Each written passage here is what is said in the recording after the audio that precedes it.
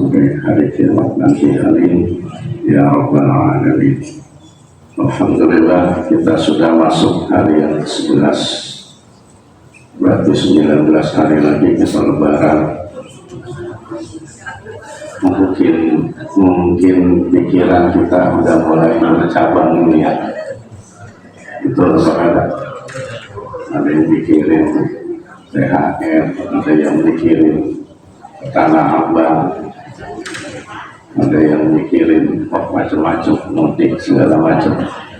Mudah-mudahan Allah mudahkan segala urusan kita, Allah luaskan rezeki kita, dan insya Allah yang paling penting mudah-mudahan di akhir Ramadan kita berhak mendapatkan predikat minal akhidin dan faizin, termasuk orang-orang yang kembali tanpa dosa dan orang-orang yang beruntung di dunia dan akhirat kelak. Amin ya rabbal alamin.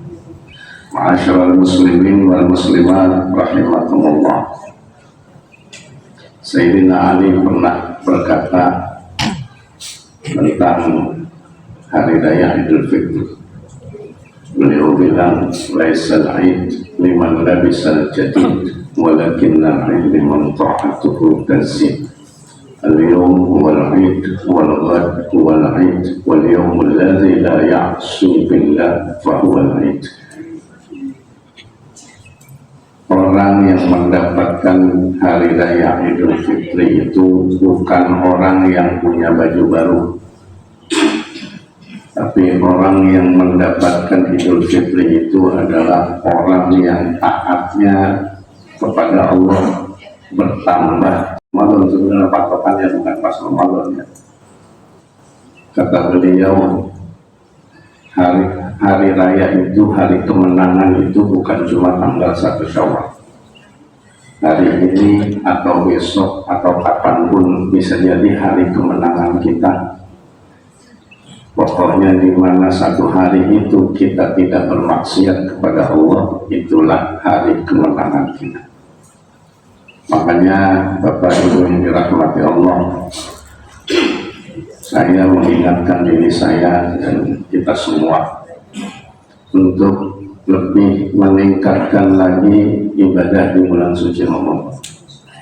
Makanya Rasulullah sampai katakan, "Lau ta'lamu ummati wa fi Ramadan la tamannaw an takuna sanatu kulluha Ramadan." Andai umatku ngerti apa yang ada di dalam kandungan bulan suci Ramadan, pasti semua berharap Ramadan sepanjang tahun. Mau apa kagak setahun Ramadan? Mau apa kagak? Kagak ada yang mau, berarti ya. Ini Rasulullah yang bilang. Makanya kita harus benar dalam menyikapi ini. Jangan kita anggap Ramadan ini beban. Justru ini hadiah istimewa dari Allah buat umat Rasulullah Sallallahu Alaihi Wasallam.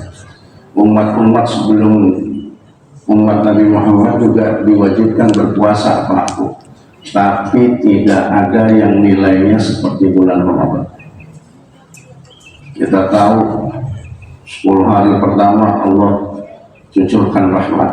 Sekarang masuk 10 hari kedua, Allah memberi ampunan. 10 hari terakhir Allah akan berikan kartu Trupas, sertifikat bebas api neraka. Mudah-mudahan kita dapat ya, amin. Dan Allah sisipkan malam Lailatul Qadar. Ada yang pernah dapat Lailatul Qadar? Kalau Lailatul Qadar sering ya, Qadarnya di mall kita. Saking istimewanya Lailatul Qadar itu Pak Bu, dirahasiakan sama Allah, bahkan Rasulullah juga tahu.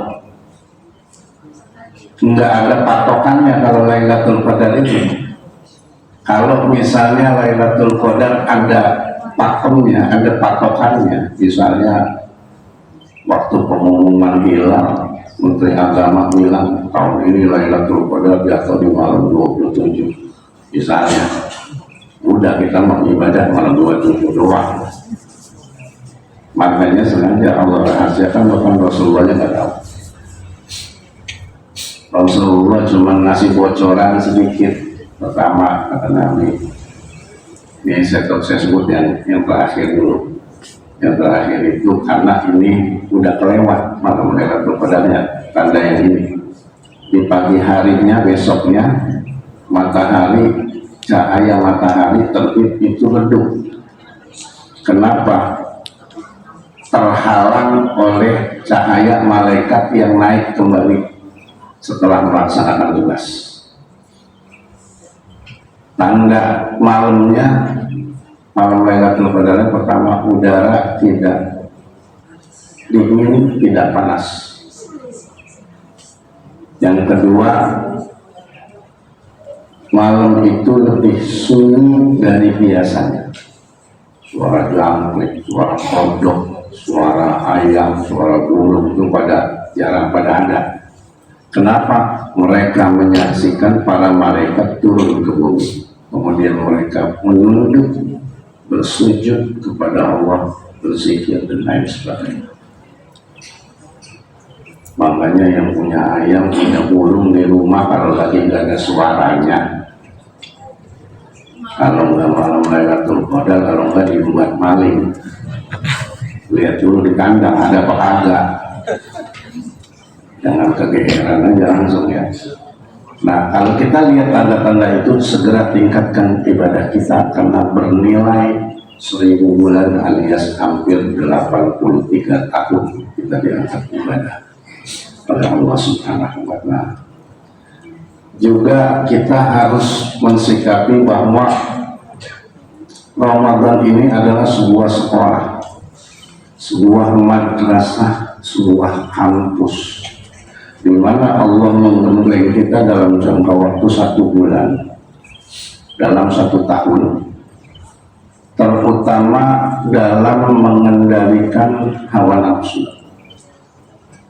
Kan kita tahu Bapak Ibu bahwa jihad terbesar adalah melawan hawa nafsu. Manusia normal pasti punya hawa nafsu. Makanya manusia itu adalah makhluk yang berkemungkinan bisa lebih mulia dari malaikat, bisa lebih hina dari binatang. Tergantung kita. Malaikat jelas mulia di mata Allah karena nggak punya hawa nafsu.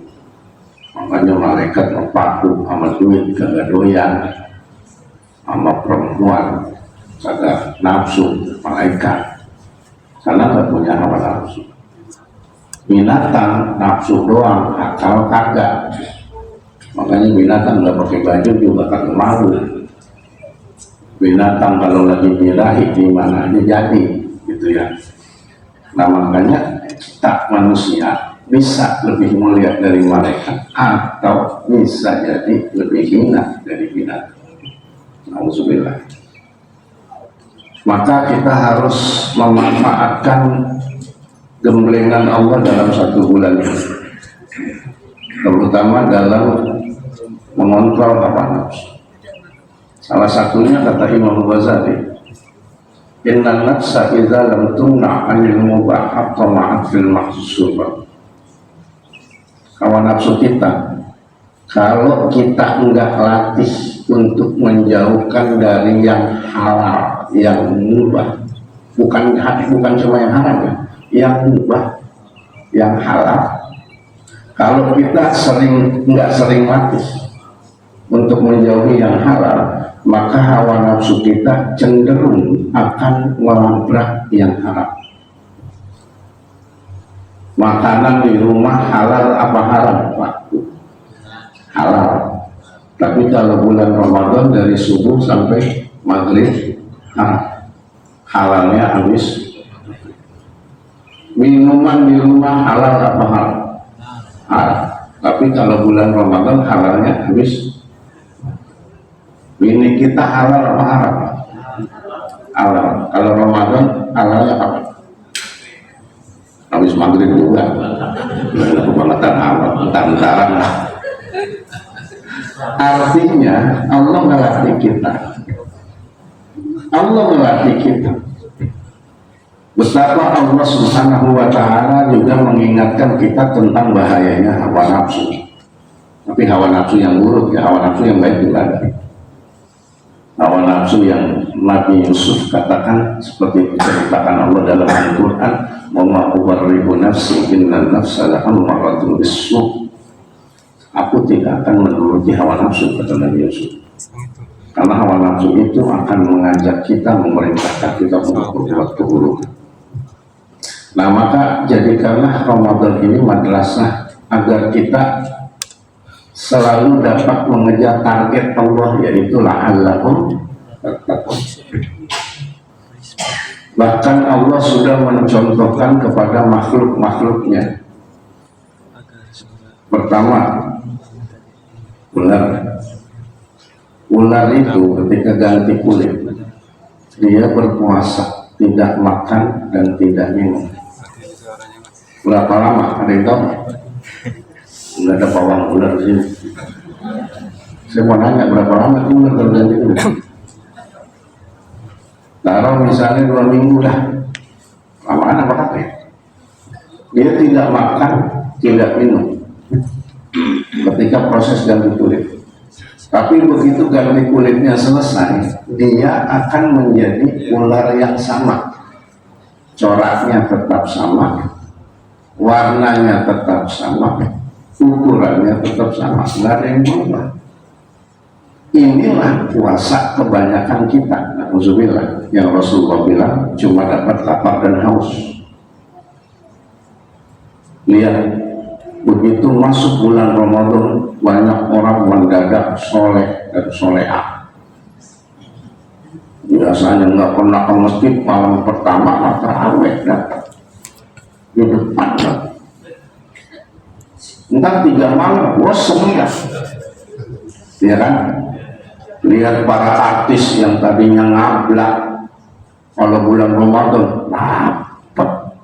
Entar malam takbiran, ngablak aja lagi. Ini puasanya benar. Kita sebelum masuk Ramadan sering berbuat dosa, maksiat, bulan Ramadan mendingan sedikit. Walaupun kadang-kadang ada yang ada bahasanya begini, saya kalau bawa motor siang-siang suka kena dihipnotis, tahu-tahu stang belok banget. Katanya kena hipnotis.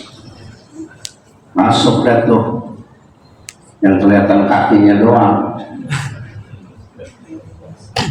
Sebelum nyampe rumah mulutnya bilang, ngomong sama istrinya, "Ya Allah, mau puasa panas banget di hari ini, pura-pura lemas, padahal udah 2 piring."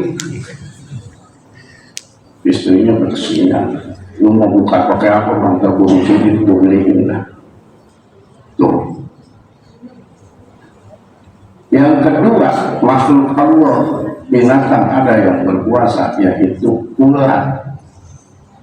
Binatang kecil yang menjijikkan. Ada yang berani nggak megang ular? Kita takut kan megang ular, takut gatal ya. Tapi begitu masuk ke dalam botol, dia tidak makan dan tidak minum. Selesai puasanya, entah berapa lama, selesai puasanya, mereka akan bermetamorfosis, berubah bentuk menjadi seekor kupu-kupu yang cantik. Inilah puasa yang Allah inginkan. Kita sebelum Ramadan banyak dosa, sering maksiat. Begitu masuk bulan Ramadan, kita berusaha menahan hawa nafsu, mengontrol hawa nafsu kita, dan selesai bulan Ramadan taat kita semakin bertambah kepada Allah. Itulah tadi yang Sayyidina Ali bilang, bahasa sederhananya, semua orang berhak merayakan Lebaran, tapi tidak banyak orang dapat Idul Fitri.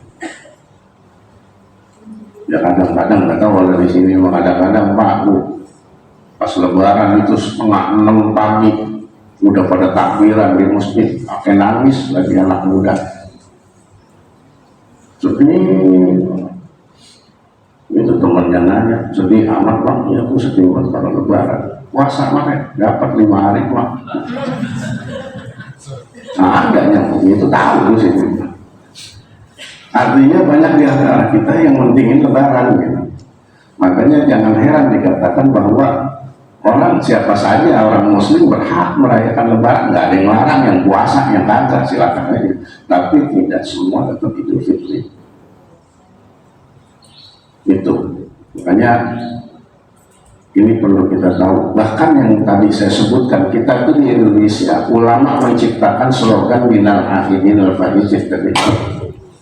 Kalau orang Arab cuma bilang taqabbalallahu minna wa minkum siyamana wa siyamakum, udah segitu doang.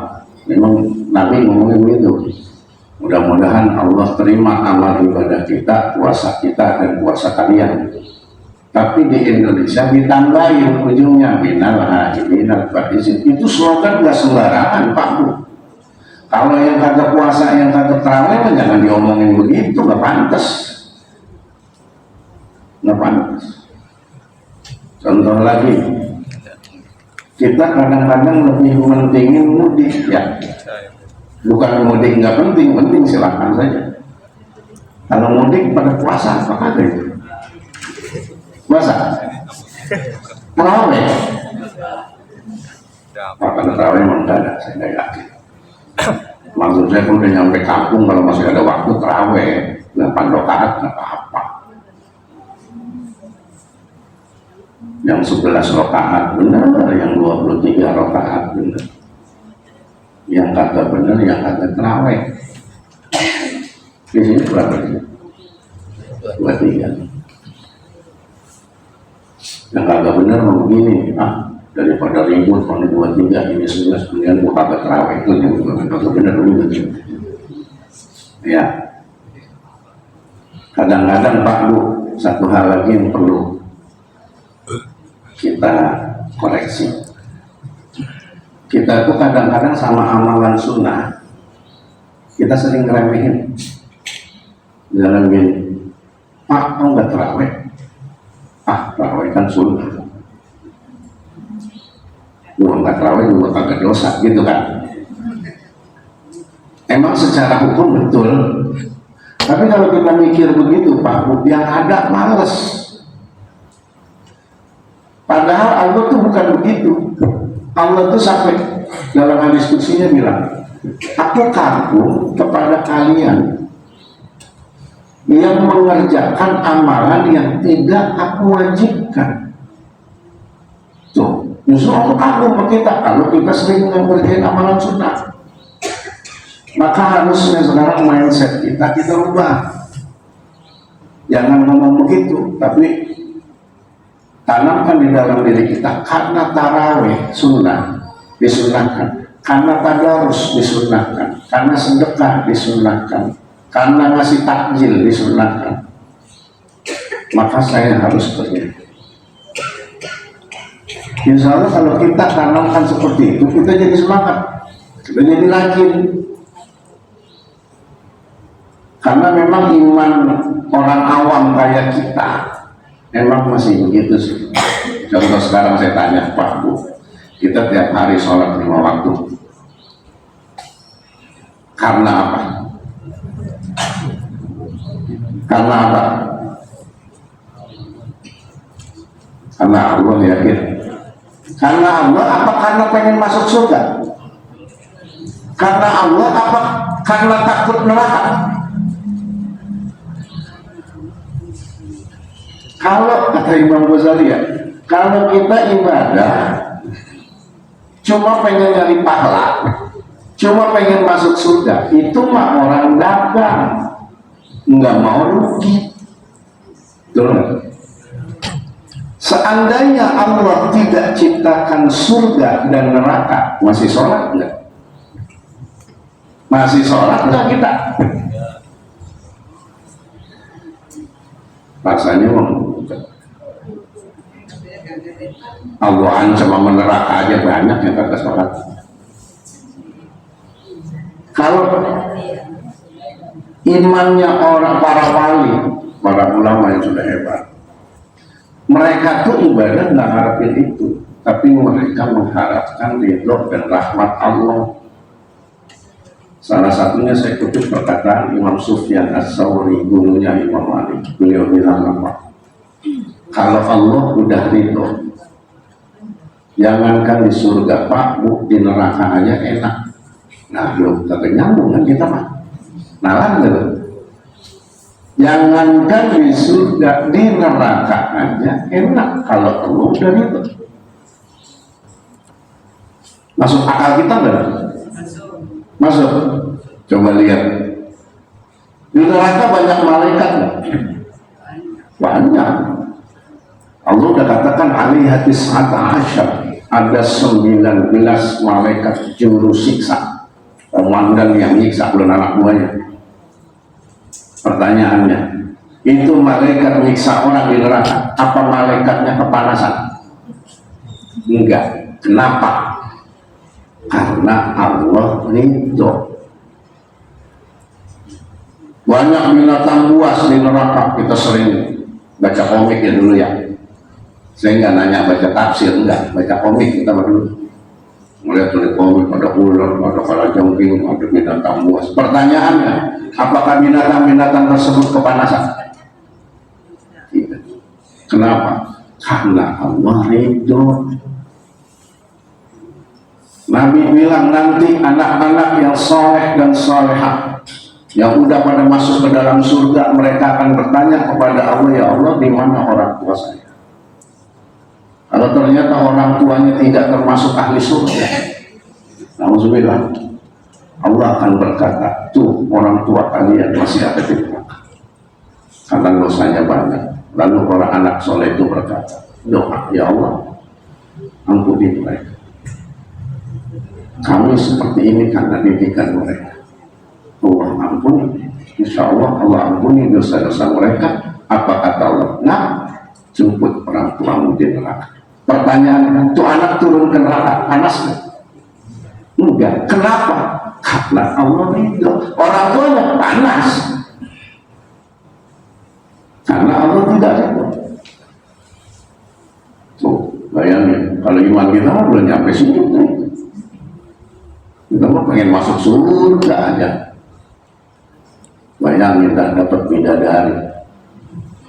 Ya, memang surga itu nikmat yang tidak pernah terlihat oleh mata, tidak pernah terdengar oleh telinga, tidak pernah terlintas di pikiran kita. Yang kita dengar itu cuma bocoran-bocoran kecil aja Pak. Lihat bidadari surga kayak apa coba? Bahkan saya pernah baca hadis, saya nggak tahu nih hadisnya sahih apa enggak. Nanti akan ada orang yang dikasih istana surga, kamarnya ada 70.000 kamar, setiap kamar ada satu bidadari. Pengen gak Pak? Pikirin tuh kapan pakai celananya. 70.000 bidadari. Itu Pak, mengapa di sini pilih aku aja takut. Nah ini mudah-mudahan nggak apa-apa, iman kita masih begitu, mudah-mudahan jadi motivasi kita. Makanya kita harus benar-benar manfaatkan bulan suci Ramadan dan selalu tanamkan, mungkin Ramadan ini adalah Ramadan terakhir kita. Bisa jamin nggak tahun depan kita masih ketemu Ramadan? Nggak ada yang bisa jamin. Makanya besok ketika kita malam takbiran, ini ngetes standar iman kita ya. Ketika malam takbiran, kita lebih senang dengan datangnya Ramadan, datangnya Idul Fitri, atau sedih dengan kepergian Ramadan? Serius? Lebih sedih dengan kepergian Ramadan? Serius? Oh, keren banget udah imannya. Hah? Saya mau nanya, pilih salah satu cuma jawaban orang les dua-duanya. Mana yang lebih besar? Kita senang dengan datangnya Idul Fitri atau sedih dengan perginya Ramadan? Emang ibu kalau malam takbiran nangis? Ya Allah, Ramadan nggak ada lagi, ya Allah saya sedih. Begitu apa kata? Enggak sih ya, kayaknya enggak kita mah. Yang ada ibu besok minum, besok gua pakai yang mana ya? Yang hitam, yang putih, yang ungu muda, yang hijau, yang biru, yang merah. Oh ibu kan banyak pak baju lebaran, emang bawa apa? Oh suami belinya kan baju lebaran. Cuma suami beli baju koko, aku kos oblong, sendal, peci. Sampai suaminya nanya, sarung mana mantap kan masjid dapat. Tega bener dah. Ibu-ibu mah dari atas sampai bawah, jilbab, gamis, sepatu, sendal, tas, beda-beda. Makanya benar emang kata orang itu, wanita itu cenderungnya kepada harta, laki-laki cenderungnya kepada wanita. Bapak-bapak mas saudara bu kata marah dibeli baju kosong belum satu juga. Bapak-bapak mas saudara di hati ini cuma pengen satu, diizinin udah itu doang. Tanya aja suami, nggak ngaku aja. Ya, tuh, makanya manfaatkan, ayo. Ini sebuah hadiah istimewa. Sebuah kado spesial. Spesial dari Allah ya Allah. Makanya hidupkan malam bulan suci Ramadan. Amal ibadah kita tuh kalau bulan Ramadan dilipat gandakan kalau kita mengerjakan amalan sunnah. Ya tarawih, tadarus segala macam itu akan diberikan pahala ibadah wajib yang lebih besar. Sedangkan ibadah wajib yang kita laksanakan, contohnya sholat jamaah itu kan kalau di hari biasa itu kan pahalanya 27 kali lipat dibanding sholat sendiri gitu kan. Tapi kalau di bulan suci Ramadan bukan 27 kali lipat, tapi 27 kali 70 kali lipat. Makanya jangan malas. Tarawih masih banyak malam ke-11. Banyak. Makin maju. Biasanya orang udah mulai kena terjangkit penyakit mundur tanpa berita. Ya. Ini ya. Makanya kita yang istiqomah sampai malam terakhir itu orang-orang pilihan. Ibarat Liga Champion udah masuk perempat final, makin lama semifinal, final tinggal 2 kan begitu. Makanya kalau jadi imam malam terakhir saya awal buat males, saya nengok tinggal berdua, saya nengok tinggal bertiga, yang ngatur BKM, yang ngatur berbuat, yang belum dapat THR, makanya mesti dapat ya, yang ngatur lagi hati-hati udah. Itu menurut kalau udah dikasih THR tuh nggak tahu datang apa kagak. Di sono di kampung saya di sini. Ya, ayo istiqomah. Bahkan ketika misalnya kita nggak sempat terawih di masjid, kerjain di rumah. 11 rakaat kayaknya cepet ah. Kalau mau yang 11 nggak apa-apa di rumah. Kita pergi dari mana-mana nggak ada urusan segala, nggak sempat terawih di masjid. Usahain di rumah. Karena apa? Rasulullah bilang tarawih itu tahajudnya Ramadan. Tahajud di bulan Ramadan namanya tarawih termasuk. Makanya sebenarnya dianjurkan tarawih itu tengah malam, dianjurkannya sebenarnya begitu. Tapi kalau kita yang malas jangan, mendingan bareng-bareng habis isya. Tuh. Gak usah pada ribut masalah rokaat. Tarawih itu versinya banyak dan semua benar nih, saya jelasin dikit lah. Nabi memang tarawihnya 11, 8 plus 3 waktu di Mekah sama sahabat-sahabat yang di Mekah. Dan Rasulullah itu kalau Ramadan cuma 3 kali, 3 malam di masjid, sisanya di rumah sendiri. Ketika ditanya oleh para sahabat, kenapa jarang ke masjid ya Rasulullah, bahasa kita jarang tarawih di masjid. Apa kata Rasulullah? karena aku khawatir dianggap wajib kalau aku tiap malam di masjid. Yang pertama. Yang kedua, Rasulullah tahu diri kalau imamnya beliau kesian makmum. Sahabat namanya Abu Huzaifah pernah cerita, aku pernah ikut sholat malam sama Rasul. Besoknya ditanya sama para sahabat, ente sholat malam ikut Rasul? Iya. Bagaimana? Kapok. Lah kok kapok? Rasulullah rakaat pertama tuh baca Al-Baqarah sampai selesai 286 ayat plus Ali Imran 200 ayat baru rukuk. Makanya Siti Aisyah bilang Rasulullah kalau sholat kakinya bengkak. Kalau urusan bengkak sama sama kita, cuma Rasulullah ibadah kita sempurna. Nah Rasulullah yang terakhirnya 8 bangun, cuma 2 salam 4 rakaat, 2 salam berhenti sejenak, ngapain? Tawaf sunat di Ka'bah 7 kali. Habis itu melanjutin lagi 2 rakaat tawaf lagi. Habis itu witir, tawaf lagi. Jadi Rasulullah dan para sahabat walaupun 11 tarawihnya, mungkin selesainya kira-kira jam 2 jam 3. Mau begitu? Mau. Nah, sahabat-sahabat yang ada di kota Madinah protes. Kalau sahabat protesnya urusan ibadah, bukan urusan benda. Apa kata orang-orang Madinah, orang-orang Ansor? Ya Rasulullah, kalau orang Mekah enak punya Ka'bah bisa tawaf, kami nggak punya, di mana? Boleh nggak kami tambahin tarawihnya jadi 36 plus witir 39? Rasulullah boleh. Jadi sebenarnya ada versi 11 sama 39 di zaman Nabi. Nah terus yang 23 dari mana?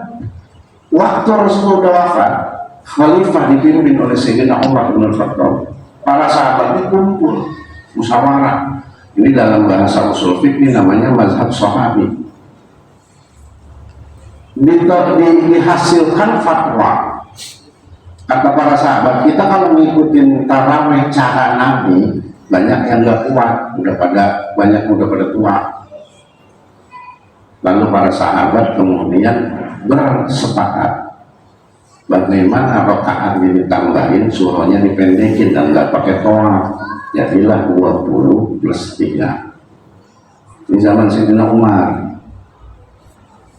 Makanya kalau ada orang tarawih 11 ya panjangan dikit, 11 pakai kulhu, kalau kata saya curang. Itu saya juga kalau diminta suka dijadwalin di tempat yang 11, nggak apa-apa. Saya bilang panjangan dikit ya. Ya saja mama protes benar batuk. Idza waqa'atil waqi'ah. Walaupun batuk benar. Itu saya kuntung awas ada yang batuk lagi, saya kata berhenti. Alhamdulillah sepi. Tuh, itu kan apa tahu. Ini mau ribut ya. Mau ribut. Yang misalnya masjid ini mau 39 silakan. Mau nggak 39? Rakaat. Abu mau? Mau Pak? Cukup 23. Itu. Jadi makanya kita tuh ibadah semua pakai ilmu ya. Jadi silahkan saja. Nah kecuali yang suka viral tuh tarawih 23 cuman 10 menit ya. 10 menit atau berapa? Saya pernah melihat videonya itu. Pertama saya pastiin ini tidak memakai mazhab Syafi'i. Karena kalau mazhab Syafi'i dalam sholat itu setiap gerakan harus tumaknina, tenang sebentar. Seukuran membaca subhanallah. Itu sudah mulai buat Kalau kita baca Fatihah kan boleh disambung sampai akhir, satu nafas boleh kalau kuat.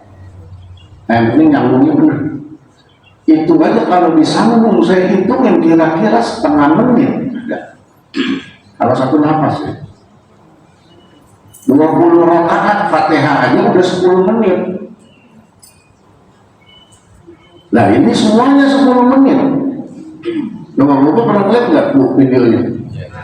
Walau dolin, kata saya walau dolin aja. Iya kan? Maksud saya begitu. Ya entah imamnya udah kelas wali atau bagaimana saya nggak tahu. Tapi kayaknya, wah Allah kalau nenek-nenek aki-aki encok itu. Ikutin. Ya, jangan diikutin yang begitu. Dan tadi saya katakan itu saya jamin, saya pastikan bukan mazhab Syafi'i. Berarti di luar Syafi'i 3 mazhab lain tidak mensyaratkan tumakninah sholat.